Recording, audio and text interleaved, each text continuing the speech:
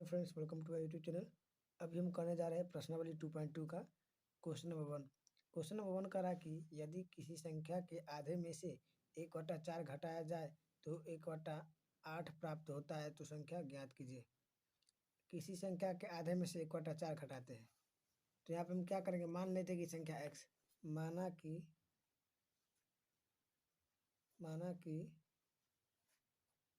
संख्या बराबर x, संख्या मान लेते हैं x। बोला कि संख्या का आधे में से आधा कर दिए, इसमें से 1/4 घटाते हैं, तो 4 घटा दिए तो हमको कितना प्राप्त होता है, 1/8 मिलता है। ये क्वेश्चन करा है, तो यहाँ पर हमको संख्या ज्ञात करना है। इसके लिए हम क्या करेंगे, x का वैल्यू निकालेंगे। तो देखिए यहाँ पर जो बिना x वाला टर्म जो है -1/4, इसको हम इधर ले आते हैं, तो यहाँ से x/2 लेते हैं, और यहाँ पर जो 1/8 है रहने देंगे, और यहाँ पर जो -1/4 इसको इधर ले आएंगे, तो हो जाएगा 1/4। यहाँ से लिखे तो क्या हो जाएगा, x/2 बराबर हो जाएगा, कैल्सियम लेंगे 8, यहाँ पे 1 हो जाएगा, यहाँ पे 2, यही होगा। अब हम सिंपली इसको सॉल्व करेंगे तो हो जाएगा 3/8, काटेंगे कट जाएगा, 2 का 2, 2 चौक 8, कट जाएगा तो बच क्या गया, x बराबर क्या हो गया, 3/4। तो संख्या का क्या आ गया वैल्यू, संख्या जो आएगा वो क्या आएगा, 3/4 होगा। अब चलते guys question number 2। Question number 2 में कह रहा है कि, अब चलते guys question number 2। Question number 2 में कह रहा है कि, अब चलते हैं guys question number 2। Question number 2 में कह रहा है कि यदि किसी आयत की लंबाई और चौड़ाई का अंतर 5 मीटर हो तो परिमिति इसका 10 मीटर दिया हुआ है। मतलब अब चलते गाइस क्वेश्चन नंबर 2 पर। क्वेश्चन नंबर 2 में कह रहा है कि यदि किसी आयत की लंबाई और चौड़ाई का अंतर 5 मीटर हो और उसका परिमाप हमको 1 से 10 मीटर दिया हुआ है, तो लंबाई और चौड़ाई ज्ञात करना है। उसका लंबाई और चौड़ाई का हमको अंतर दिया हुआ है 5 मीटर। तो मान लेते हैं कि चौड़ाई x है, तो लंबाई अपने आप 5 बड़ा हो जाएगा। तो यहाँ से देखिए, माना कि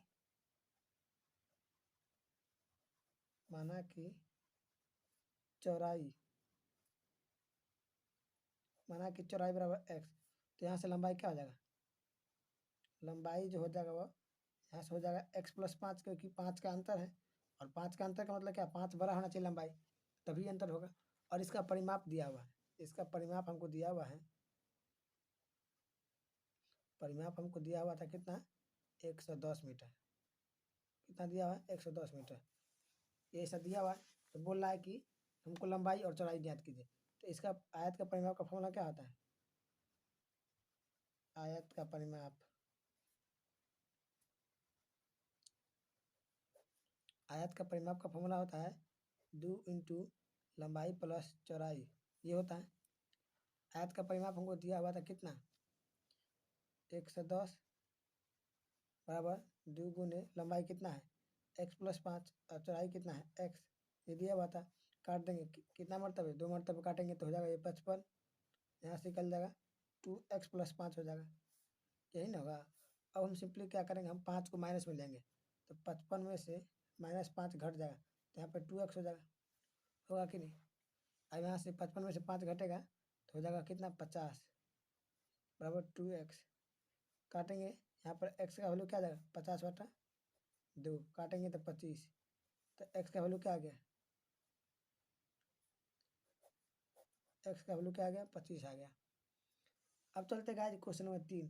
क्वेश्चन नंबर 3 में कह रहा है कि, देखिए क्वेश्चन नंबर 3 क्या कर रहा है, क्वेश्चन नंबर 3 कह रहा है कि चीनी के मूल्य में 25% की वृद्धि होने पर अब 1 किग्रा चीनी का मूल्य 32 रुपया है, तो प्रारंभिक चीनी का मूल्य क्या थी। तो क्वेश्चन नंबर 3 पूछ रहा है कि प्रारंभिक चीनी का मूल्य क्या है। तो इसके लिए हम क्या करेंगे, देखिए यहाँ पे माना कि प्रारंभिक चीनी का मूल्य, प्रारंभिक चीनी का मूल्य मान लेते हैं कितना, x मान लेते हैं। इसमें बोला कि 25% वृद्धि करने पर, तो लिख देते 25% वृद्धि करने पर, 25% इस पर वृद्धि करेंगे तो क्या हो जाएगा, इसमें 25% को जो आएगा वो ऐड हो जाएगा। तो यहाँ से देखिए कैसे, एक्स था इसका दाम, इसका दाम का 25%, तो दाम का 25% निकाल दिए, यही ना 25%, दाम का 25% यही ना है। ऐड करने पर हमको कितना आता है, 32 आता है। ये क्वेश्चन कर रहा है, ये कौन कर रहा है, क्वेश्चन कर रहा है। अब यहाँ से हम क्या करेंगे, इसको सॉल्व करेंगे। 25 का 25, 25 चौका 100, सॉल्व करेंगे तो हो जाएगा एक्स प्लस एक्स बटा 4 बराबर हो जाएगा 32, क्या हो जाएगा 32 हो जाएगा। अब यहाँ से इसका एलसीएम लेंगे तो हो जाएगा कितना 4, यहाँ हो जाएगा 4x, यहाँ पर हो जाएगा x बराबर हो जाएगा 32, ये होगा। अब यहाँ से जोड़ेंगे कितना आ जाएगा 4x और x कितना 5x बटा 4 बराबर 32, ये हो जाएगा। अब यहाँ से सॉल्व करेंगे तो 5x बराबर हो जाएगा 32 गुने 4, यहाँ से x बराबर क्या हो जाएगा 32 गुने 4 बट्टा में 5, ये हो जाएगा। अब हम इसको भाग देंगे, x बराबर क्या हो जाएगा 32 गुने 4 बटा 5, यदि 4 बटा 5 को हम भाग देते हैं तो कितना आता है 0.8, तो कितना आ जाएगा 32 गुने 0.8। यदि इसको गुना करते तो कितना आता है 25.6, 25.6 रुपया, क्या आता है 25.6 रुपया। तो प्रारंभिक जो चीनी का मूल्य था कितना था 25.6 रुपया। अब चलते guys question number 4। Guys question number 4 कह रहा है कि दो विभिन्न मूल्य वाली 35 कलमों का मूल्य 60 रुपया है। यदि एक सस्ती कलम का मूल्य 1.5 रुपया है एवं एक महंगी कलम का मूल्य 2 रुपया है, तो कुल कितनी महंगे कलम खरीदी गई, कुल कितनी महंगे कलम खरीदी गई। तो यहाँ पर हम मान लेते हैं क्या, देखिए क्वेश्चन क्या कर रहा है, बोल रहा है कि चौथा नंबर क्वेश्चन कर रहा है कि दो विभिन्न 35 मूल्य वाली 35 कलमों का मूल्य, बोल रहा है कि दो विभिन्न मूल्य वाली 35 कलमों का मूल्य 60 रुपया है, तो कुल कलम कितना है, कुल कुल कलम की संख्या, कुल कलम की संख्या जो है वह कितनी है 35 है। कुल कलम की संख्या कितनी है 35 है। और दाम किसका 35 कलमों का दाम कितना है, 35 कलमों का दाम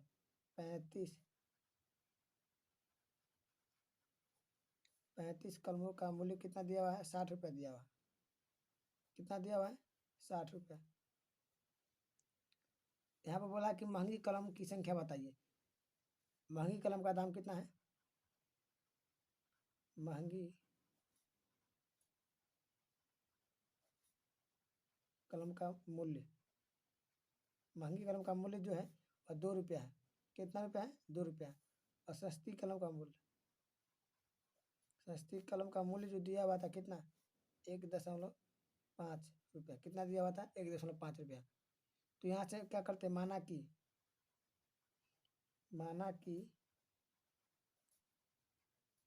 महंगी कलम की संख्या, महंगी कलम की संख्या मान लेते हैं, क्या मान लेते हैं एक्स मान लेते हैं, क्या मान लेते हैं एक्स मान लेते हैं। तो सस्ती कलम की संख्या क्या हो जाएगा, सस्ती कलम की संख्या हो जाएगा कितना 35 में से जो महंगी कलम है वो घट जाएगा, तो घटा देंगे तो ये सस्ती कलम की संख्या आ गया। अब बोल रहा है कि टोटल जो दाम है कितना है, क्वेश्चन के अनुसार देखें तो टोटल जो मूल्य है वो 60 रुपया है और महंगी कलम कितना है एक्स है, महंगी कलम का दाम कितना है 2 है, तो 2 से गुना कर दिए, प्लस सस्ती कलम कितना है 35 माइनस एक्स है, दाम कितना है 1.5 रुपया, कितना है 1.5 रुपया, गुना कर दिए, यही ना है, ये है। अब हम सिंपली इसको करेंगे क्या, देखिए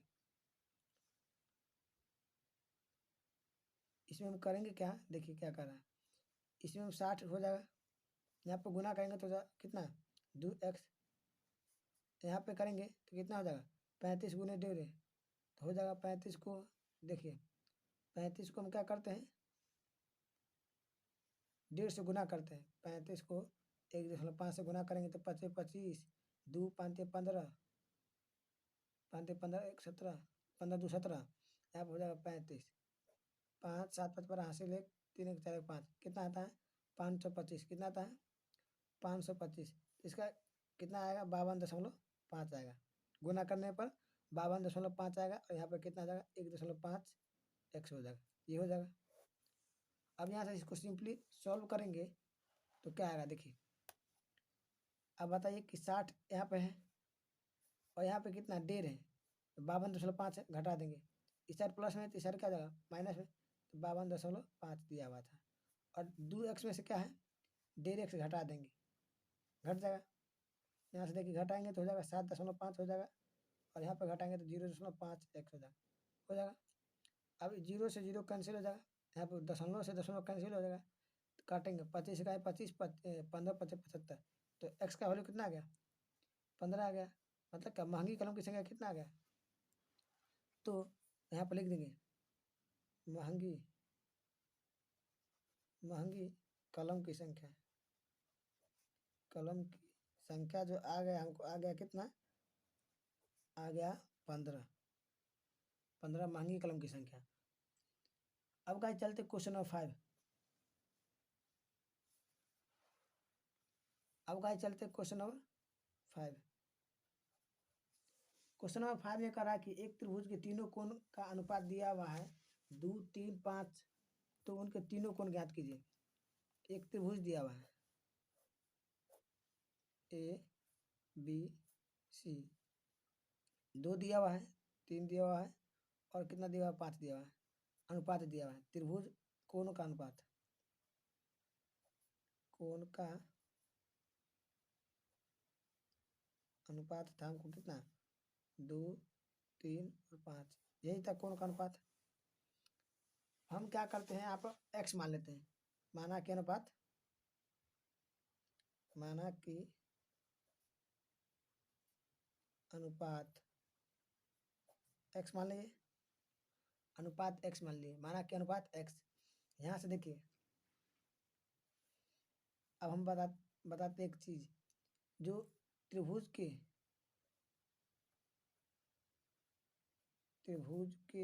तीनों कोणों का योग, तीनों कोण का योग, तीनों कोण का योग 180 डिग्री के बराबर होता है। कितना होता है 180 डिग्री के बराबर होता है, आप जानते हैं। अब यहाँ से क्या करेंगे हम सिंपली सभी जो कोण है सबको गुना कर देंगे अनुपात में लिख करके, तो यहाँ जगह जोड़ देंगे 2x plus 3x plus 5x, ये सभी कोण है, सबको जोड़ने पर जोड़ेंगे तो कितना आएगा 180 डिग्री, यही ना आएगा। अब हम इसको सॉल्व करते देखिए, 2 3 5 और 5 5 10, कितना आ गया 10x बराबर कितना आ गया 180 डिग्री। 0 से 0 कैंसिल, तो x का वैल्यू कितना आ गया 18 डिग्री, x का वैल्यू क्या आ गया 18 डिग्री। तो कोण ए कितना माने हुए हैं 2x माने हुए, यदि x का वैल्यू देखें तो 18 है, गुना करेंगे तो कितना आ जाएगा, गुना करने पर आ जाएगा 18 36 डिग्री आ गया। कोण बी देखें तो कितना है 3x है, कितना है 3x है, 3 को हम यदि 18 से गुना करते हैं तो कितना आ जाएगा 54 डिग्री, 54 डिग्री आ गया। कोण सी को देखें तो वह 5x है, यदि 5 को हम 18 से गुना करें तो कितना आ जाएगा 90 डिग्री, कितना आ गया 90 डिग्री। तो ये तीनों कोण का मान हम निकाल दिए। हेलो फ्रेंड्स, अब चलते हैं क्वेश्चन नंबर 6। क्वेश्चन नंबर 6 में बोल रहा है कि बिल्लू के पास 1 रुपये 2 रुपये और 5 रुपये के कुल 160 सिक्के हैं। तो यहाँ पर लिख लेते हैं कुल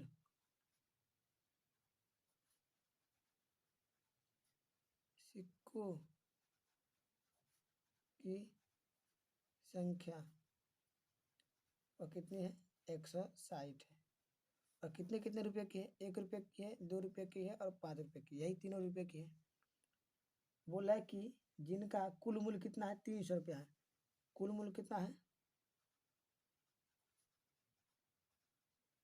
कुल मूल्य इसका दिया हुआ है कितना है 300 रुपया, कितना दिया हुआ है 300 रुपया। बोला है कि 2 रुपये की सिक्कों की संख्या 5 रुपये की सिक्कों की संख्या की तिगुनी है। बोला कि 5 रुपये की सिक्कों की संख्या जो है ना, मान लेते हैं x है, तो 2 रुपये की सिक्कों की संख्या कितना होगा 3x हो जाएगा। तो यहाँ पर क्या कर लेते हैं, माना कि 5 रुपये की सिक्कों की संख्या, सिक्कों की संख्या मान लेते हैं x मान लेते हैं, तो 2 रुपये के सिक्कों की संख्या क्या हो जाएगा हो जाएगा 3x हो जाएगा, नहीं हो जाएगा। अब बोल रहा है कि 1 रुपये के सिक्कों की संख्या क्या होगा, तो 1 रुपये के सिक्कों की संख्या के लिए आप क्या देखेंगे, क्या करेंगे, 1 रुपये की सिक्का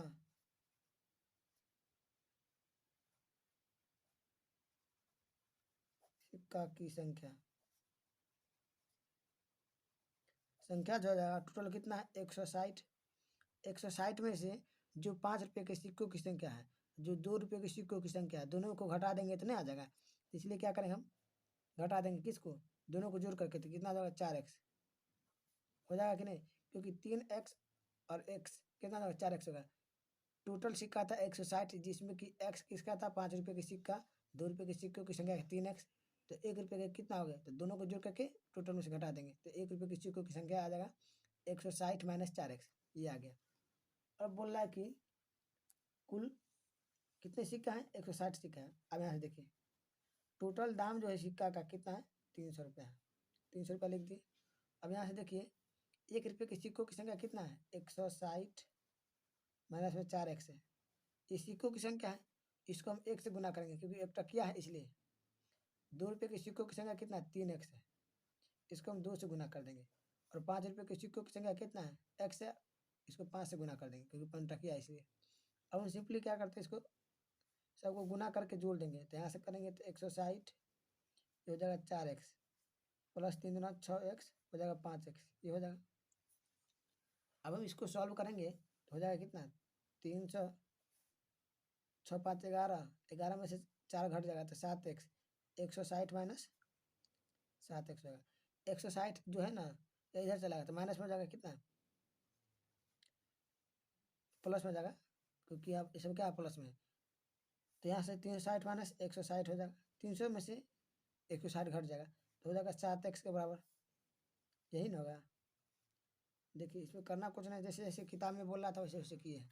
अब घटाएंगे तो हो जाएगा 140 बराबर में 7x, काटेंगे 2 मरतबे 20 मरतबे कट जाएगा, तो x का वैल्यू कितना आ गया, 20 आ गया, आ गया कि नहीं। तो लिख देंगे यहाँ पर 5 रुपये के सिक्कों की संख्या कितना आ गया 20, 2 रुपये के सिक्कों की संख्या कितना है 3x है ना, तो 20 को 3 से गुना करेंगे तो 60 हो जाएगा। और 1 रुपये के सिक्कों की संख्या कितना है 160 माइनस, दोनों को जोड़ करके घटा देंगे 80 घटा देंगे तो कितना आ जाएगा 80। तो आंसर क्या हो गया 80, 60 और 20, ये मेरा आंसर हो गया। अब चलते guys question number 7। Question number 7 में दिया हुआ है कि पिता ने अपने 3 संतानों के बीच अपनी प्रॉपर्टी का बंटवारा करता है। अपनी प्रॉपर्टी का बंटवारा जो करता है वह अनुपात में करता है, 1:2:3 के बीच में करता है, 1, 2 और 3 के बीच में करता है अपने 3 संतानों के बीच में। कुल उसका जो प्रॉपर्टी है उसका कुल पैसा जो इसके पास है वो कितना है 2.5 लाख, 2.5 लाख रुपया उसके पास है, जिसमें से वह 10 लाख रुपया अपने खर्च के लिए रखता है। तो खर्च के लिए जो मूल्य जो होगा कितना होगा 10,000, यही ना होगा, यही नहीं खर्च करने के लिए रखता है। तो कितने पैसा को वितरण करता है अपने संतानों के बीच, तो जो प्रॉपर्टी है उसमें से 10,000 घटा देंगे तो लिख देंगे वितरण किया हुआ पैसा, वितरण का पैसा, वितरण करने वाला जो पैसा होगा कितना होगा 2.5 लाख में से घटा देंगे 10,000। अब बोलेगा 2.5 लाख को हम कैसे लिखेंगे, तो 250 पर 3 गो शून्य बैठा देंगे, 10,000 घटा देंगे, घटाएंगे तो हो जाएगा 240 पर 3 गो शून्य, ये बात क्या। और ये तीनों पैसा जो इतना जो पैसा है वो कितना कितने संतानों के बीच, 3 संतानों के बीच में। तो यहाँ पर हम माना कि अनुपात x, माना कि अनुपात बराबर x, यहाँ से x हो जाएगा पहला संतान को, दूसरा संतान को 2x और तीसरा संतान को 3x, और टोटल प्रॉपर्टी है 240,000, जोड़ेंगे तो 3 3 6x हो जाएगा 240,000, काटेंगे तो हो जाएगा 240 में 1000 है, बटा में 6 काटेंगे तो 40,000 हो जाएगा, कितना हो जाएगा 40,000। तो x का वैल्यू क्या आ गया 40,000, कितना आ गया 40,000। तो पहला संतान को कितना पे मिलेगा, तो लिखेंगे यहाँ पे पहला संतान को मिलेगा 40,000, दूसरा संतान को मिलेगा 80,000, क्योंकि दुगुना है ना, 2x है तो 2 से गुना कर देंगे 40 को, तो 80,000 नहीं हो जाएगा। और तीसरा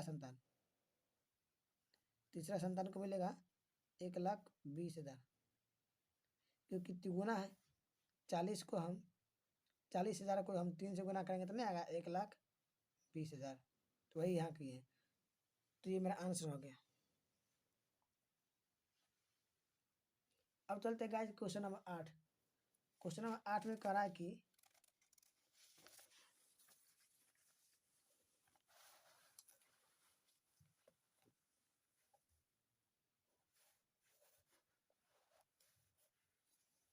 क्वेश्चन नंबर 8 में कह रहा है कि 11 के 3 लगातार गुणजों का योग, 11 के लगातार 3 गुणजों का योग 231 है। लगातार 3 गुणजों का योग, तो माना कि 3 गुणज, यहाँ मान लेते हैं, माना कि 3 गुणज क्रमशः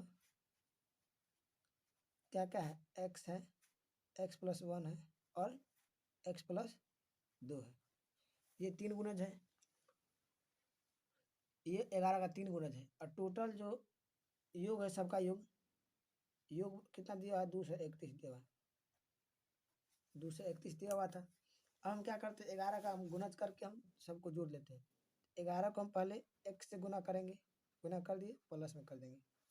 अब 11 को हम x+1 से गुना कर देंगे। अब 11 को x+2 से गुना कर देंगे, तो कितना हो जाएगा, 231। यही नहीं 3 गुणज था, 3 गुणज को हम जोड़ करके 231 लाना था। अब हम गुना करते हैं, 11x हो जाएगा यहाँ पे, यहाँ पर भी 11x+11, यहाँ पर हो जाएगा 11x+22 बराबर में 231। जोड़ेंगे सबको तो हो जाएगा 33x+33 बराबर में 231 हो जाएगा, ये हो जाएगा। अब 33x है, घटाएंगे 231 में से, ये जो 33 है घटाएंगे इधर, तो 33x हो जाएगा 298, कितना आ जाएगा 298। तो यहाँ से x क्या आ जाएगा 298 बटा 33, काट देंगे 6 मरतबे, कितने मरतबे 6 मरतबे, तो x का वैल्यू कितना आ गया 6, x का वैल्यू कितना आ गया 6। तो पहला गुणज क्या है, पहला गुणज 6 है, दूसरा गुणज क्या होगा 6+1 कितना हो जाएगा 7, तीसरा गुणज क्या हो जाएगा, हो जाएगा 6+2 तो हो जाएगा 8। तो बोला पहला संख्या बताइए, तो पहला संख्या निकालने के लिए क्या करेंगे, 11 को हम 6 से गुना करेंगे तो हो जाएगा 66। दूसरा संख्या के लिए क्या करेंगे, 11 को हम 7 से गुना कर देंगे तो हो जाएगा 77, ये हो जाएगा। तीसरी संख्या के लिए 11 को हम 8 से गुना करेंगे तो हो जाएगा 88। ये तो क्या हो गया, मेरा 3 संख्या आ गया। अब चलते guys question number 9।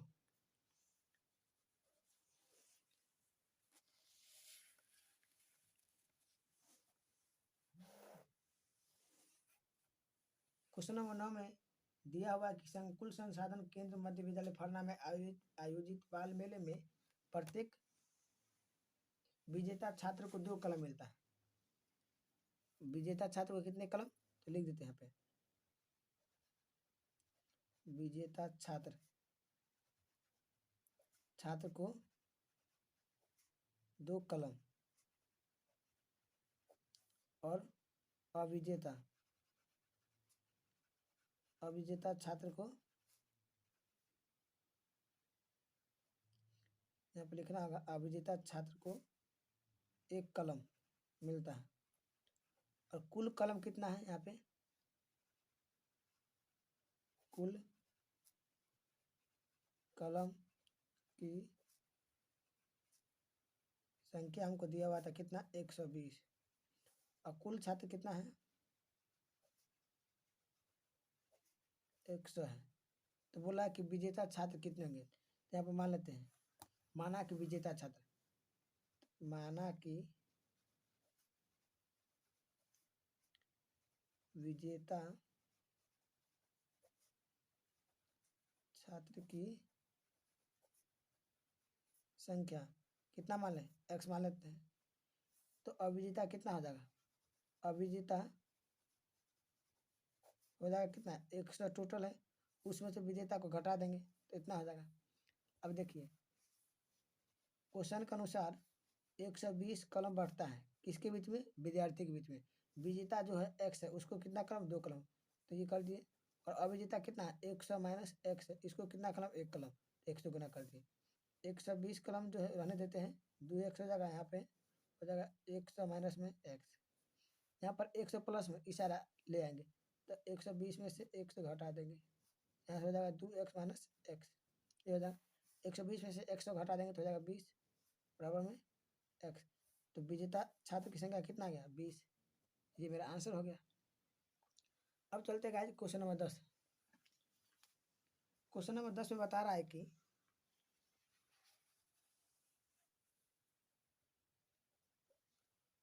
Question number 10 में बता रहा है कि रवि के पिता की वर्तमान उम्र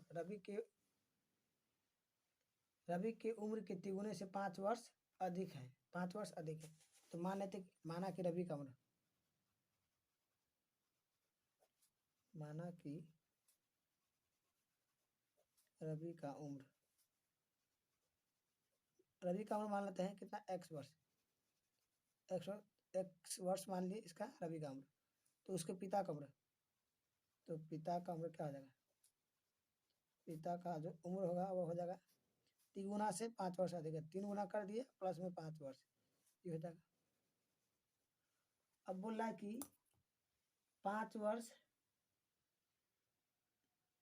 बोला 5 वर्ष बाद, क्या बोला है 5 वर्ष बाद, तो लिख देंगे 5 वर्ष बाद रवि का उम्र कितना आ जाएगा,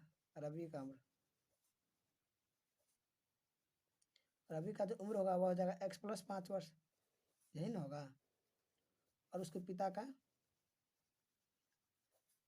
हो जाएगा क्या 3x था, 3x प्लस 5 था, इसमें 5 जोड़ देंगे तो ये उसका पिता का हो गया। तो बोल रहा है कि 5 वर्ष बाद उनकी उम्रों का योग, तो उम्र कितना कितना है x प्लस 5 आया है और योग का आया है 3x प्लस 5 प्लस 5 10, ये है बराबर कितना दिया हुआ है 47 वर्ष, यही नहीं दिया हुआ था। अब इसको हम सॉल्व करते देखिए, सॉल्व करें तो हो जाएगा 4x और प्लस में 15 बराबर में 47, कितना आ जाएगा 47, 4x हो जाएगा, घटाएंगे 47 में से 15, 47 में से 15 घटा देंगे तो देखिए 4x है, 47 में से 15 घटाएंगे तो हो जाएगा 32, ऐसे x हो कितना आ जाएगा 32 बटा 4, काटेंगे 8 मतलब में, तो x का वैल्यू कितना आ गया 8, ये मेरा क्या आ गया, ये रवि का उम्र, रवि का वर्तमान उम्र आ गया, क्या आ गया वर्तमान उम्र आ गया हमको कितना 8 वर्ष, कितना आ गया 8 वर्ष। तो पिता का कितना होगा, तिगुना से 5 ज़्यादा था ना, तब 8 को हम 3 से गुना कर देंगे और प्लस 5 जोड़ देंगे तो हो जाएगा कितना 8 3 24 और प्लस 5, यही था, तो हो जाएगा कितना 29 वर्ष, ये मेरा आंसर हो गया।